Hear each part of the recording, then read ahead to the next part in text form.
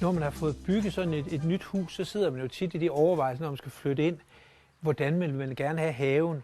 Hvor åben skal den være? Og tit vil man jo gerne have, når man er sådan her på en terrasse, at det sådan forholdsvis kan være ugeneret fra starten af. Og så tænker man jo, skal det være en hæk?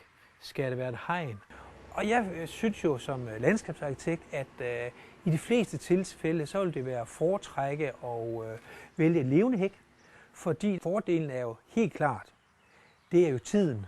Man får en hæk, der er færdig, og som afskærmer, og som gør, at man føler, at haven som et lukket rum, og man måske ikke føler, at man sidder til offentlig skue, hvis der er forbipasserende enten på vej eller fortov.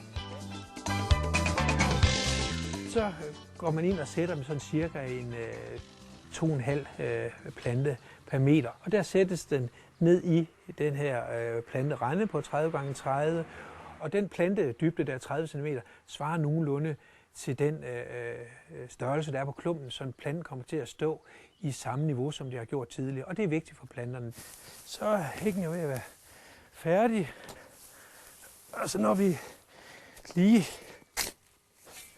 fylder jord til, så er det vigtigt, at man lige er opmærksom på, at der bliver, når man har trådt til, at der bliver et lille trug, hvor vandet kan samle sig, når man vander.